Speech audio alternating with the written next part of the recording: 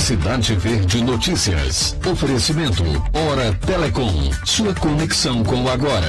Tem economia que faz a festa no São João do Coração Mix Mateus. HB20 nova geração. Passe na Green City e surpreenda-se.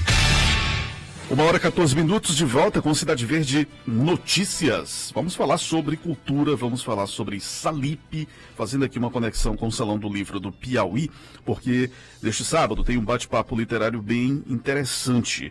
Os autores Eduardo Pontim e Francisca Souza estão no Piauí para essa discussão e apresentando com a proposta de discutir um assunto bem interessante, principalmente quando a gente fala de ancestralidade e simbolismo, né, de uma dança que tem raízes tanto indígenas quanto africanas, né, que é exatamente a identificação de uma história no sul do Piauí que ganhou as páginas desse livro e que está no foco também das discussões do bate-papo literário do Salão do Livro do Piauí. E eu, com muito prazer, recebo aqui os autores, o Eduardo Pontim e também a Francisca Souza. A Francisca é piauiense, mas já mora em São Paulo há muito tempo, saiu, na verdade, bebê ainda aqui do estado do Piauí. Entretanto, conhece bem essa história por conta de uma convivência familiar, né? E eles conversam com a gente a partir de agora, então. Sejam bem-vindos, Eduardo, Francisca, boa tarde para vocês. Boa tarde, muito obrigada pelo convite, é uma alegria estar aqui na Cidade Verde. Boa tarde, Francisco, uma honra. Obrigado pelo convite. Bom, vamos começar falando aqui sobre o livro. Que aspectos específicos vocês trazem dessa abordagem do livro? Certo, o livro, na verdade, assim, a dança da leseira é lá da região de Picos de Oeiras, mas ela é tão orgânica que não havia nada assim documentado sobre ela. Então a gente teve que viver mesmo dentro da comunidade da leseira, entre os cantadores, cantadeiras, dançadores, e a gente foi aprendendo a partir da narrativa deles e também presenciando rodas, né? Então, leseira, o que era a leseira? A leseira é uma dança de roda de adultos, afro-indígena. Ela tem a sua base poética em quadras, inclusive nós coletamos mais de 1000 quadras, é a única expressão cultural, talvez no mundo, que tenha documentada 1000 quadras, né? Nem Mário de Andrade naquele livro dos Cocos, nem Silvio Romero no século XIX, não há notícia de alguém que tenha levantado 1000 quadras, e nós aprendemos 1000 quadras da boca desses senhores, dessas senhoras, que são quadras, muitas vezes vindas da tradição oral, remetem ao século XIX, 1850, a mais antiga foi de 1850. Então é uma tradição que vem de gerações e que se mantém apenas pela base da oralidade.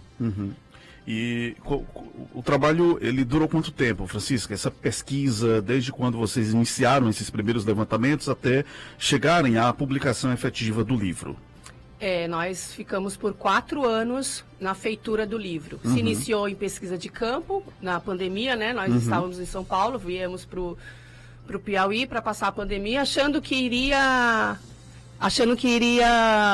passar logo, ficaríamos 3 meses. Mas a pandemia aí perdurou 2 anos e ficamos esses 2 anos fazendo essa pesquisa de campo.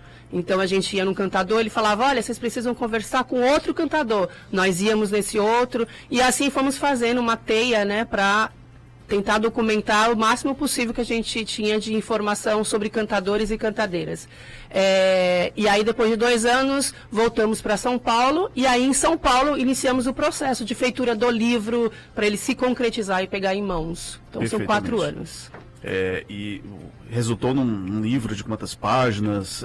Foram quantas entrevistas necessárias? Nós fizemos mais de 150 entrevistas, né? E aí a gente tem esse material todo inédito, tá documentado, né? Audiovisual, né? Audiovisual, O livro tem 300 páginas? 400 páginas. 400 páginas. É um livro também que traz muita fotografia, tem mais de 150 fotografias dos cantadores e cantadeiras.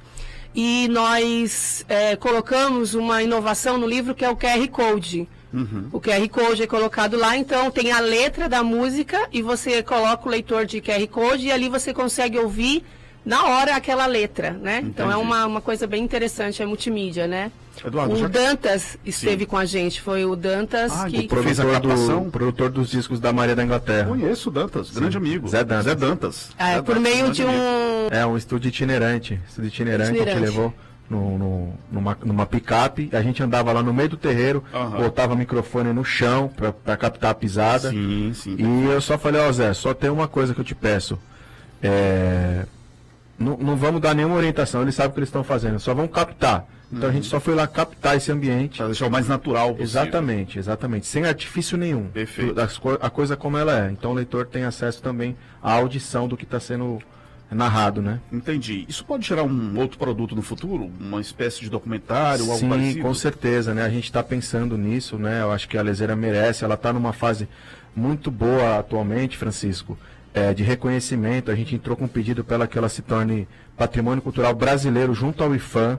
Também entramos com um pedido aqui no Conselho de Cultura para que primeiro ela se torne patrimônio cultural do estado do Piauí, né? Sim. Existe um edital do governo do estado que é o Patrimônio Vivo, né, que mestres de cultura pautados na oralidade são contemplados, e 7 cantadores já são, que é o mestre Gabiru de Floresta, Chiquinho Ferreira de Floresta, Dona Iraci de Tombador, Pai Pedim de Atrás da Serra, Raimundão da Mutamba, Dona Rita de Custaneira, e agora me falhou a memória, mas são 7. Então, a Leseira está nessa crescente aí. Eu acho que o próximo passo natural é um documentário sobre a expressão cultural. Excelente. Então, e amanhã vocês estarão no Salip, Salão do Livro do Piauí. É a primeira vez ou já vieram em edições anteriores?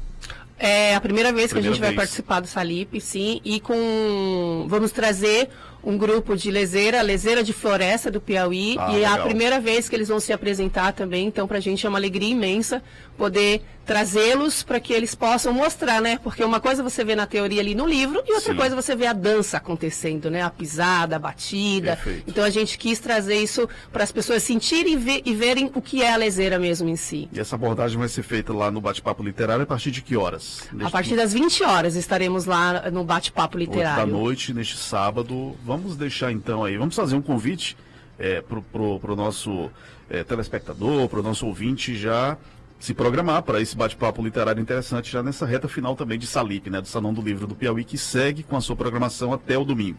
Pois é, a gente está aqui convocando em massa Teresina e região para estar presente no Salão do Livro do Piauí, no Salip, amanhã, né, dia 14, sábado, às 20 horas. Vai ter um breve bate-papo literário entre eu e a Francisca, mas logo em seguida já vai começar a leseira e o convite está aqui. Vamos vadiar nessa leseira, todo mundo vai poder dançar com a gente, viu?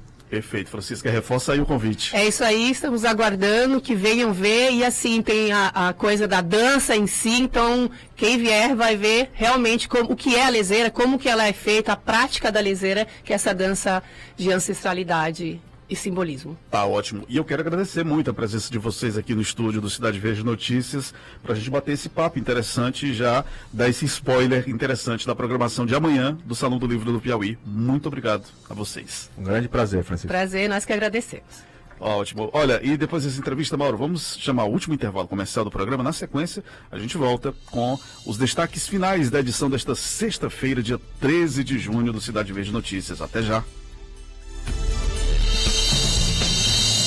Você está ouvindo Cidade Verde Notícias. Cidade Verde Notícias.